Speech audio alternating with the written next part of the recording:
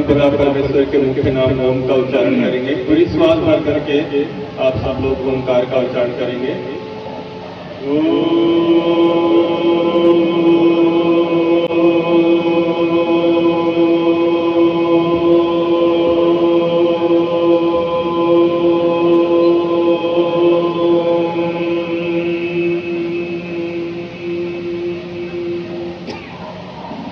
शन्नो मित्रः शं वरुणः शन्नो भवत्वर्यमा शन्न इन्द्रो बृहस्पतिः शन्नो विष्णुरुक्रमः।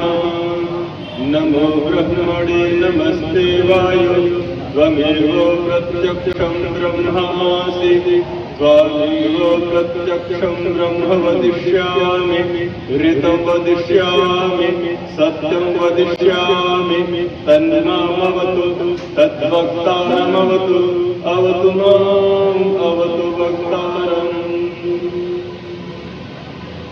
आर्य समाज के इस पवित्र प्रांगण में समुपस्थित आर्य जगत के उच्च कोटि के विद्वत मंडल, समुपस्थित वंदनीय मातृशक्ति, आर्यभद्र पुरुषों एवं भाई भारत के भविष्य प्यारे बच्चों, ये सुंदर कार्यक्रम देख करके मुझे इतिहास के पृष्ठों का स्मरण आता है जब हम गाया करते थे एतत् देश प्रसूतस्य सका सादग्र जन्मनः स्वं स्वं चरित्रं शिक्षरन् विद्यां सर्व मानवाः। अर्थात दुनिया के लोगों इस देश की पवित्र धरती पर पैदा हुए अग्रजन्मा विद्वानों के चरणों में बैठ करके अपने उत्तम चरित्र की शिक्षा ग्रहण किया करो। महर्षि मनु का यह अमर वचन, इसके कारण ही यह देश विश्व गुरु कहलाता है। पूरे देश के लोग, दुनिया के लोग इस भारत में आकर के शिक्षा ग्रहण किया करते थे और साथ ही साथ यहाँ पर सुंदर वैदिक संदेश देख करके सुन करके मुझे स्मरण आता है मर्यादा पुरुषोत्तम भगवान श्री राम का वो दृश्य जब श्री राम लंका में विजय प्राप्त कर चुके थे। लंका में विजय प्राप्त करने के उपरांत वहां राम जी बैठे थे और उनके पास उनके छोटे भाई लक्ष्मण जी भी बैठे थे। लंका के सौंदर्य को देख करके लक्ष्मण श्री राम से कहते हैं, भैया राम, ये सुंदर सोने की लंका है, राक्षस राज रावण ने इसे कितना सजा करके रखा है, इसको विजय श्री हमने पाया है और आप क्या करेंगे, रुके ही भाई को सौंप करके चले जाएंगे, हमारा क्या रहेगा, हमारा कुछ कब्जा नहीं रह पाएगा, कुछ ऐसा कीजिए जो अपना भी कब्जा बना रहे। ये सुंदर सोने की लंका है। सोने की लंका के सौंदर्य का वर्णन लक्ष्मण जी किए जा रहे थे और श्री राम मौन होकर के सुन रहे थे। सुनते सुनते श्री राम के चेहरे पर वीर भाव जागृत होते हैं। उस समय श्री राम जो कहते हैं, महर्षि वाल्मीकि उसको उद्धृत करते हुए लिखते हैं, अपनी स्वर्णमय लंका न मे रोचते लक्ष्मणः जननी जन्मभूमिश्च स्वर्गादपि गरीयसी जननी जन्मभूमिश्च स्वर्गादपि गरीयसी। अर्थात श्री राम कहते हैं, हे लक्ष्मण, यद्यपि ये लंका सोने की है फिर भी मुझे प्रिय नहीं है। क्यों? क्योंकि माता और जन्मभूमि स्वर्ग से बढ़ करके होती है। यह बात श्री राम कहते हैं कि माता और जन्मभूमि दोनों, जननी और जन्मभूमि को स्वर्ग से, स्वर्ण से बढ़ करके श्री राम कहते हैं। जरा विचारशील सज्जनों, आप यहाँ बैठे हुए हैं, जरा विचार कीजिए। श्री राम के हम भक्त कहते हैं अपने आप को, लेकिन मातृभूमि के प्रति, माता के प्रति जो प्यार श्री राम के हृदय में था, क्या हमारे और आपके हृदय में अपनी मातृभूमि के प्रति वो प्यार है? नहीं है। यदि होता तो हम लगभग 200 वर्षों तक गुलाम नहीं होते। कभी मुगलों के गुलाम हुए, कभी अंग्रेजों के गुलाम हुए। केवल यही कि नहीं, बहुत से लोग आए और हमें गुलामी के जंजीरों में बांधते चले गए। धन्य है हम महर्षि दयानंद, वो आए और हमें मर्यादा पुरुषोत्तम श्री राम और योगेश्वर श्री कृष्ण की वो दिव्य चेतना को जागृत करने के लिए, हमें वैदिक पथ पर चलने के लिए प्रेरित किया। इसलिए हम निवेदन करना चाहते हैं, ऋषि दयानंद के उस दिव्य वैदिक संदेश को आत्मसात करें। ऋषि दयानंद का जब प्रादुर्भाव होता है उस समय इस देश में अनेक प्रकार की कुरीतियां व्याप्त थी। हम और आप इस संसार में आते हैं तो क्या होता है कि थोड़ी सी कोई बात होती है तो तो लोग कहते हैं जमाने में ऐसा चल रहा है। क्यों जी? विपरीत हम नहीं कर सकते। कोई भी कार्य करना होता है तो घर के लोग कह देते हैं जी जमाने में ऐसा चल रहा है, हम इसके विपरीत नहीं चलते। हम और आप जमाने के अनुसार चलते हैं, लेकिन जो महापुरुष होते हैं जमाने की गर्दन पकड़ करके उसे अपने अनुसार चलाते हैं। ऋषि दयानंद आए और जमाने के अनुसार नहीं चले, जमाने को अपने अनुसार चलाने के लिए अर्थात वेद के मार्ग पर चलाने का प्रयत्न किया। बहुत सुंदर किसी ने लिखा है, लोग कहते हैं कि बदलता है जमाना अक्सर, लोग कहते हैं कि बदलता है जमाना अक्सर। अरे मर्द वो है जो जमाने को बदल देते हैं, मर्द वो है जो जमाने को बदल देते हैं। महर्षि दयानंद आए, जमाने के अनुसार नहीं चले, जमाने को वैदिक पथ पर चलाने के लिए प्रयत्न किया, पुरुषार्थ किया है। ऋषि दयानंद ने इतना कार्य किया है, यदि सुनाने लग जाए तो बहुत समय लगेगा, समय कम पड़ जाएगा।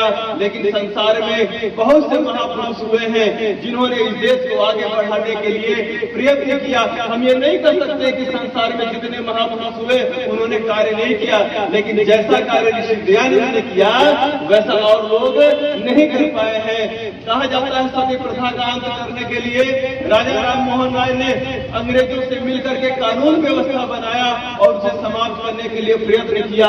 लेकिन ऋषि दयानंद की दिव्य दृष्टि देखिए, वो सती प्रथा को समाप्त करने के लिए कोई कानून बनाने की आवश्यकता नहीं समझे। बोले कानून बनने के बाद भी बहुत सी ऐसी घटनाएं होती रहती हैं, वो समाज में जागृति लाने का प्रयत्न करते हैं। और वो क्या करते हैं, उसकी काट के लिए कहते हैं पुनर्विवाह प्रथा लागू हो जानी चाहिए। कम आयु में यदि किसी कि पति का देहावसान हो जाता है तो उसका पुनर्विवाह होना आवश्यक होता है। यदि पुनर्विवाह की प्रथा लागू हो जाए तो सती प्रथा बोलिए समाप्त हो जाएगी कि नहीं हो जाएगी?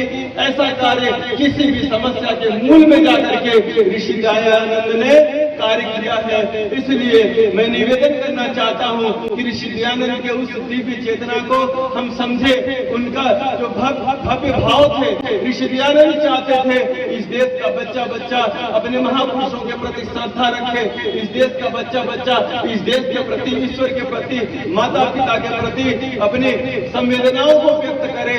हम आर्य समाज ऋषि दयानंद इस देश के बच्चे बच्चे को राम बनाने का प्रयत्न करते हैं। इस आर्य समाज ने क्या किया जी, राम प्रसाद बिस्मिल जैसे नए युवक तैयार किए जो देश की क्रांति के लिए कार्य किया। समाज धार्मिक आंदोलन से लेकर के स्वामी श्रद्धानंद, मुंशी राम, पंडित लेखराम, अनेक ऐसे राम आर्य समाज ने तैयार किए जो धर्म के लिए अपने सीने पर गोलियां खाई हैं, जो देश के लिए फांसी के तख्तों पर झूल गए हैं। ऐसे कार्य आर्य समाज किया है।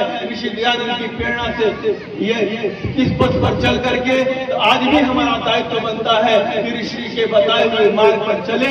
ऋषि दयानंद ऐसे महापुरुष थे, कहा जाता है कि संसार के महापुरुषों ने हमें डूबने से बचाया है, संसार के महापुरुषों ने हमें डूबने से बचाया है, परंतु महर्षि दयानंद ने हमें तैरना सिखाया है। महर्षि दयानंद ने हमें तैरना सिखाया है। बताइए हम और आप या कोई भी व्यक्ति नदी तालाब में यदि जाए और यदि उसे तैरना नहीं आता है तो डूबने की संभावना रहेगी कि नहीं जी? यदि एक बार कोई बचा ले आपको, दोबारा यदि जाएंगे तैरने नहीं आता है तो भी डूबने की संभावना रहेगी। तैरने नहीं आता है जितनी बार भी आप जाएंगे डूबने की संभावना रहेगी। यदि आपको तैरने आ जाए तो कभी डूबेंगे नहीं डूबेंगे, यदि कोई डूब रहा है तो उसको भी बचा लेंगे। वही कार्य ऋषि दयानंद ने कहा कि आर्य बनिए, स्वयं भी आप इस भव सागर से तर जाएंगे। और कोई भी बुराई में फंसा है, पापाचार, अत्याचार, मांसाहार में, नशे में जीवन को बर्बाद कर रहा है तो स्वयं भी बचेंगे और दूसरों को भी बचाएंगे। वेद का आदेश है मनुभव जनिया देव जन्म। इसलिए मैं ज्यादा न कहते हुए संक्षेप में भी हम ऋषि दयानंद और आर्य समाज के वैदिक संदेशों को समझ सकते हैं। हम चाहते हैं कि हमारे साथ आप सब लोग प्रण करें कि ऋषि दयानंद की संस्कृति को हमारे महापुरुषों ने जो देश और धर्म के लिए बलिदान दिया है, इस देश के नए युगों के अंदर श्री राम जैसे चरित्र स्थापित करने का हम जो संकल्प लिए हैं वो निश्चित रूप से आगे बढ़े। यदि इस देश में श्री राम जैसा चरित्र स्थापित हो जाए, देश का बच्चा बच्चा श्री राम जैसा बन जाए तो निश्चित रूप से इस देश में राम राज राज्य स्थापित हो जाएगा और फिर किसी बाबर की हिम्मत नहीं होगी कि पुनः आकर के इस देश में राम मंदिर को तोड़ने। हम राम मंदिर का निर्माण कर रहे हैं, लेकिन इसकी सुरक्षा का दायित्व कौन लेता है जी? आर्य समाज लेता है। यदि आर्य समाज इस देश के नायकों को राम नहीं बनाएगा तो पुनः बाबर आएगा कि नहीं आएगा? यदि इस देश की सुरक्षा चाहिए तो राम का निर्माण करना पड़ेगा, और इस राम के निर्माण का दायित्व किसके पास है? आर्य समाज का है। तो हम आह्वान करते हैं कि आइए हम अपने नन्हे मुन्ने बच्चों को भी आर्य समाज में लाइए। प्रतिदिन योगाभ्यास और संध्योपासना के माध्यम से हम अपने नवयुवकों में दिव्य चेतना जागृत करें। आइए हमारे साथ आप मिलकर के बोलेंगे, प्रण करते हम संस्कृति की शाम नहीं होने देंगे।